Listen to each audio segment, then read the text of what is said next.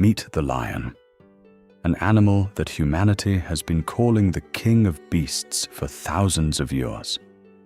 Its image appears on the coats of arms of ancient empires and modern states. It is called the king in fairy tales, films, and myths. But let's stop for a second and think, why him exactly? A cheetah will outpace him in a sprint, no contest. A tiger, in a one-on-one fight, is heavier and more powerful. Even a hyena, working as a clan, can outmaneuver a lone individual. The lion is not the largest, not the fastest, and certainly not the most invulnerable. Yet the crown sits firmly on its head. Why? To understand this, we will delve into the depths of time and dissect the structure of the most sophisticated social machine in the world of predators. Let's start at the very beginning. The ancestors of lions appeared around 4.5 million years ago in Africa. But these were not the lions we are used to. Evolution gifted the world with true giants. For example, Panthera atrox, the American cave lion, which lived 340 to 11,000 years ago. Imagine a beast that was 25% larger than the modern African lion. It hunted mammoths and bison in North America. At the same time, in Europe, Panthera spelaea, the European cave lion, roamed. It was this lion that our ancestors depicted on the walls of the Lascaux and Chauvet caves. But around 12,000 years ago, at the dawn of civilization, the giants disappeared. The Ice Age ended, and with it went those who could not adapt to the new world. Only one species survived, Panthera leo, our modern lion. But it did not survive by chance. It did what neither the tiger, nor the leopard, nor the jaguar did. It abandoned solitude. Tigers, leopards, jaguars, they are ideal solitary killers. They rely only on themselves. Lions, however, created the pride. This is not just a family. It is a true social empire. From 15 to 40 individuals, united by blood ties. Imagine this structure. Lionesses, sisters, aunts, grandmothers, and mothers, form a coordinated special forces unit. They flank the prey from the sides, one distracts it, another cuts off its escape route, a third delivers the decisive blow to the neck. This is teamwork, where each knows their role. And where are the males during this time? For most of the day, about 20 hours, they sleep and look like true lazy kings, but only until trouble arrives. Should a stranger appear, a pretender to the throne, these lazy ones turn into death machines. Their task is to protect the territory and the genetic line. A fight for the pride is a fight to the death. Because losing the pride for a lion means losing everything. Offspring, the chance to reproduce, and ultimately, life. And here lies the answer to the main question.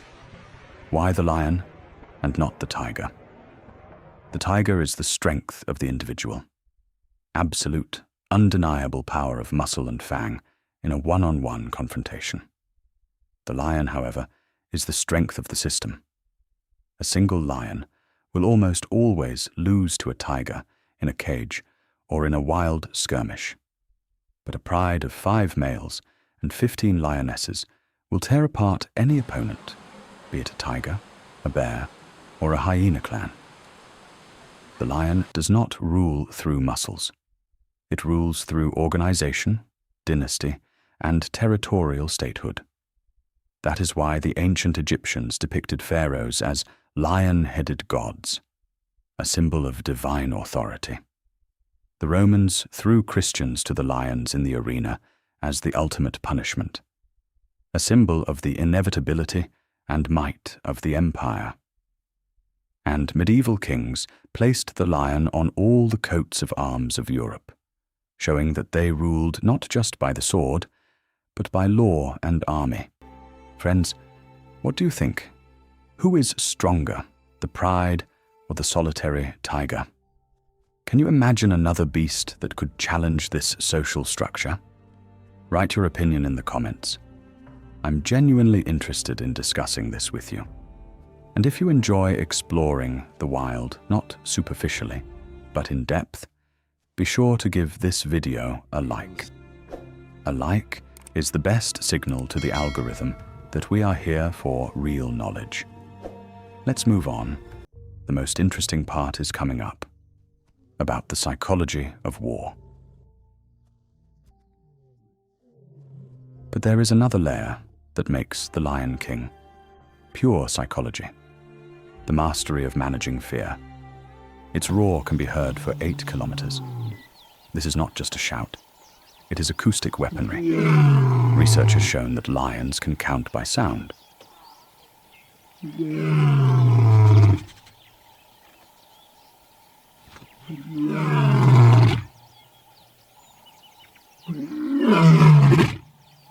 When two brother males roar together, it creates the illusion that the pride is twice as large as it actually is.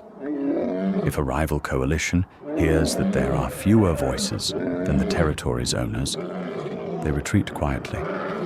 If there are more, they attack. This is not just noise. This is the information warfare of the Savanna, where the lion acts as the chief strategist. And what about the mane? It's not just decoration.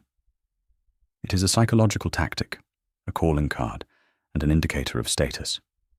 The darker and fuller the mane, the higher the male's testosterone level, the healthier and more experienced he is.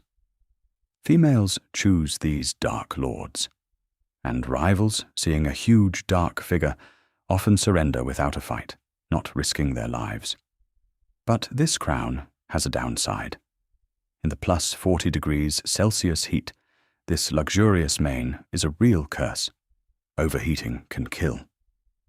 Therefore, the most magnificent full manes are found on lions living in cool, high-altitude areas, such as the Tsavo Mountains or the highlands of the Serengeti.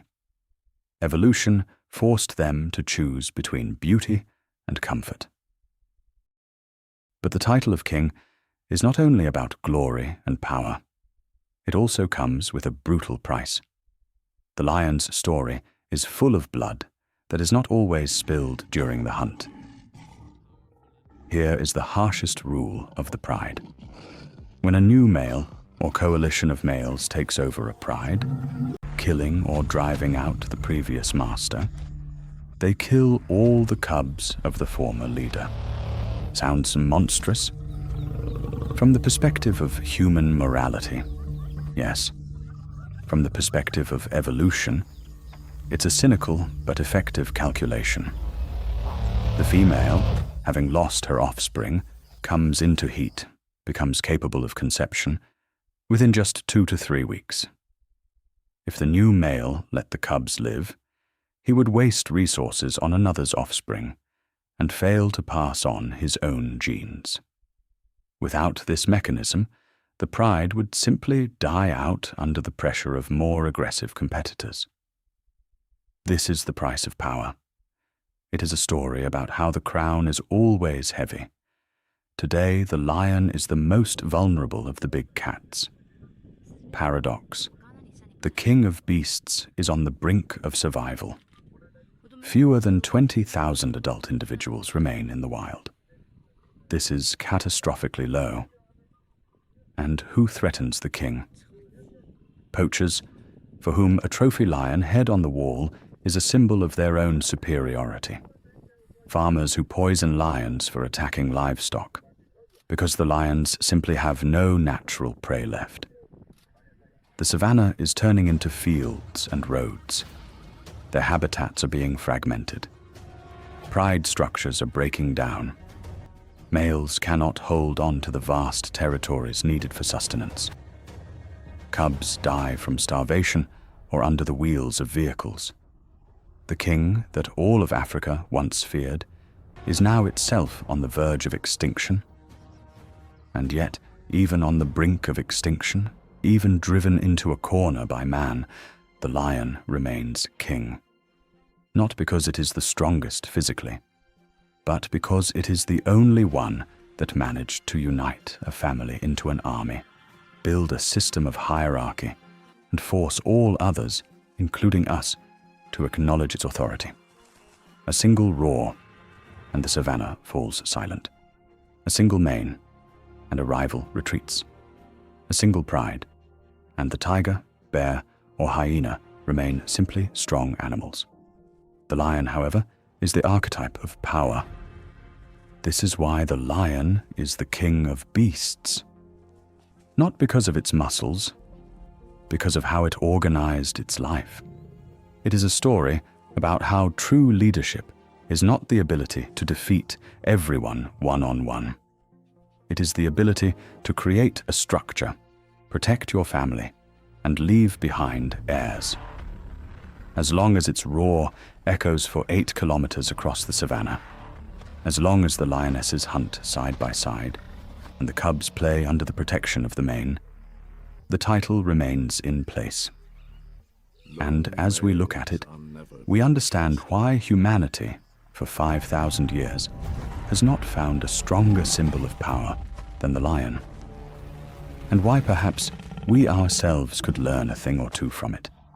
Teamwork, strategy, and loyalty to one's territory. Protect the lions. When the last king disappears, the Savanna will lose not just a predator. It will lose its monarch. And our story, yours and mine, will be poorer without that majestic roar. Friends, if you have watched to the end, it means you care. Let's preserve this king together. Subscribe to the channel so we can continue to produce such deep dives into the wild. Hit the bell icon to not miss new videos, and write one word in the comments. If you think the lion is the true king, write roar.